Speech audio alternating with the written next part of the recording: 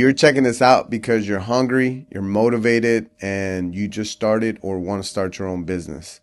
And I'm here to help you. I'm going to help you from start to finish. I'm going to walk you around all these fucking landmines that comes with entrepreneurship, all the troubles, all the headaches, all the bullshit that you're going to turn into money. After being a top personal trainer, I noticed that there's so many different things from being a gym owner than a personal trainer. So at a corporate gym, I really knew that I wanted to open my own gym. So I started absorbing everything from the janitor and how he cleaned and his schedule cleaning to the general manager and how he staffed people, how they did interviews, how many interviews they did. They only did one and no follow-up one. So the general manager, the way that they interviewed was they only had one interview. So I always knew through different books that I read that I wanted to do multiple interviews.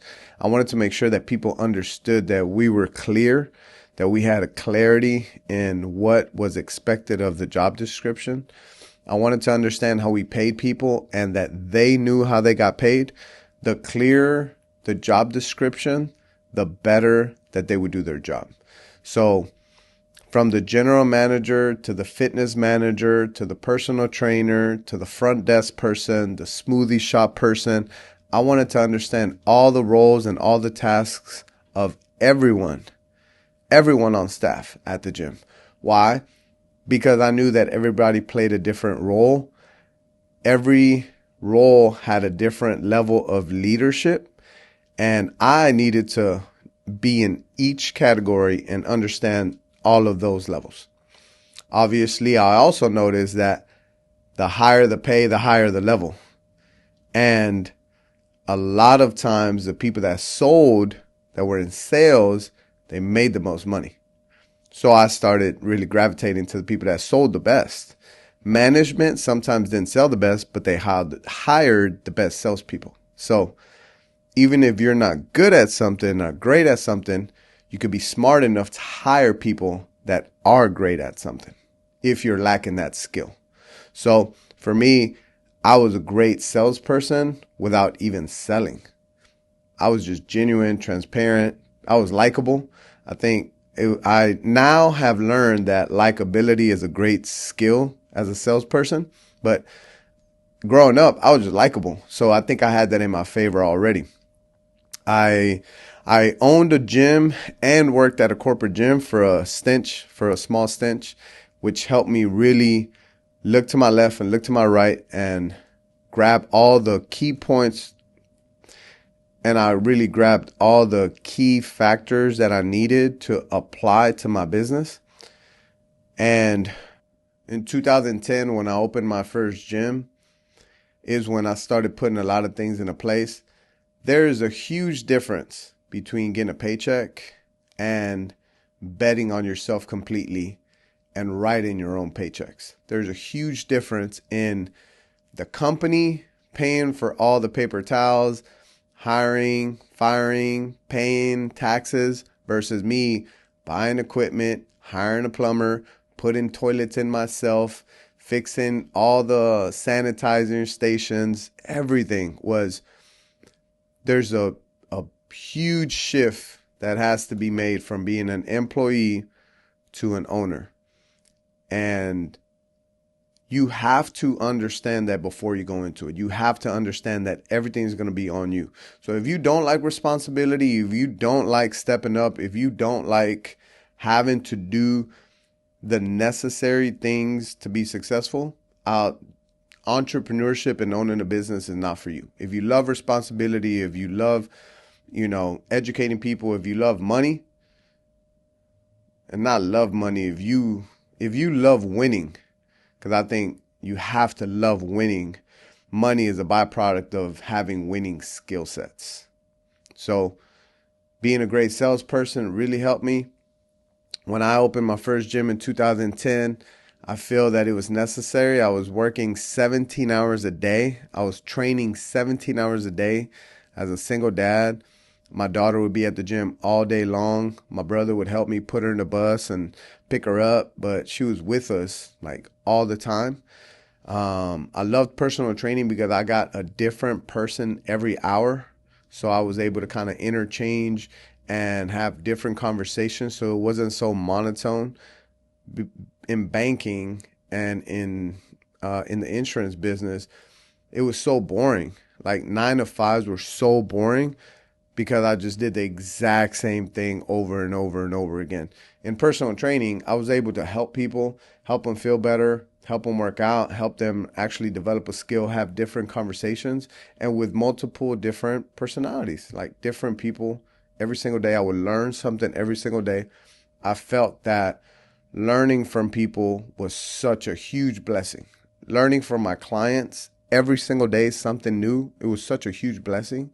I was able to grab all the best things from each client, whether they were an engineer, an accountant, work from home mom, somebody that was retired already, business owners, insurance agents, teachers. I would literally grab, I was such a sponge that I was grabbing all the best qualities from them without even knowing. I was like stealing their superpowers. I was literally like grabbing everybody's superpowers and absorbing them.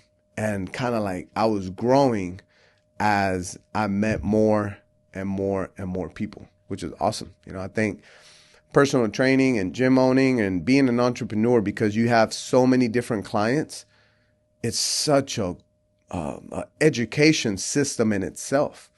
I feel entrepreneurship is like better than college because you have to learn so many things. You have to bet on yourself. If you don't like pressure, entrepreneurship is not for you. If you don't work well under pressure, owning a business is going to be really difficult because your back's going to be on the wall, against the wall a lot. For bills to be paid, for your staff to be paid, leaders eat last. So we have to take care of everything before we actually get to reap the benefits. A lot of the things that we have to cover as a gym owner is not only the brick and mortar part. You got to cover rent, insurance, staff, payroll, electricity, water, cable, plumbing, maintenance, ink, printers, desk, chairs, shirts, uniforms, shorts, smell goods, printing paper, ink.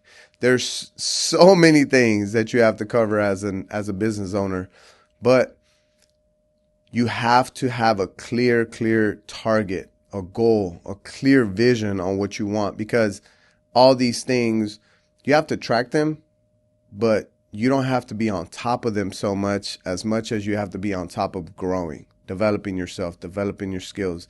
Because the better you work on your skills, the more skills that you have, the more hours that you put on your craft, then money is going to be coming in. And now it's just kind of like being smarter and learning how to manage your money. But growing your skill set, money is going to be a byproduct of all the hard work that you do. So you're going to have an influx of money coming in that now you have to just measure your KPIs, measure your revenue minus your expenses. Then you start keeping profit. Profit over wages all day. Y'all going to hear this all the time. Profits over wages all the time, because your profits could be so high that it would actually offset the amount of hours that you need to work as a business owner. With profits, you're able to leverage your time, that you should be able to enjoy the quality of life that you have. You're able to enjoy things, right? And you get to clock in and clock out when you need fit. The thing about entrepreneurship is that most people think that, oh, I own something so I don't have to work. Well, the hard reality is that you actually have to work more than actual 9 to 5. You have to work 24/7 because you're always focused on your job. You're always focused on your business, not your job. You're always focused on your business. So being focused on your business doesn't mean that you're there all day, but it's in the back of your mind all the time.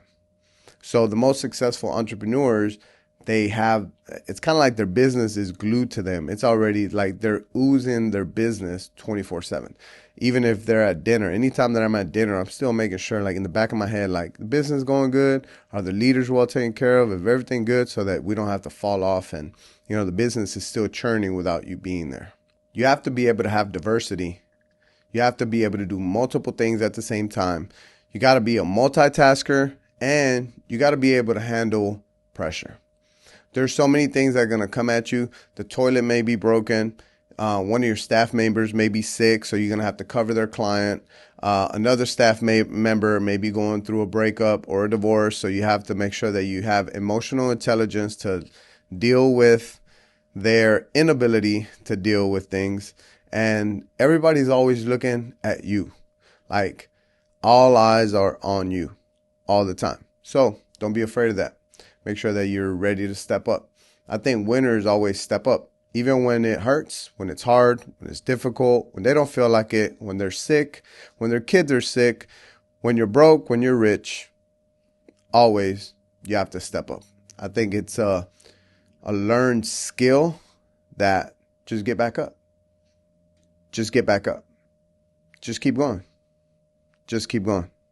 Because it's not going to get easier. Like, entrepreneurship doesn't get easier.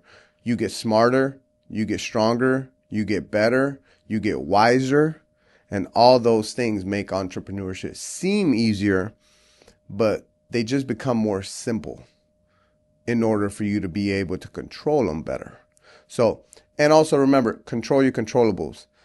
If things are out of your control, just take a deep breath and accept the fact.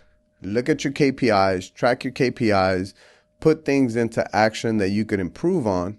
And remember that a teammate that could do something as an entrepreneur, if a staff member could do something half as good as you got to learn to be okay with that. Because two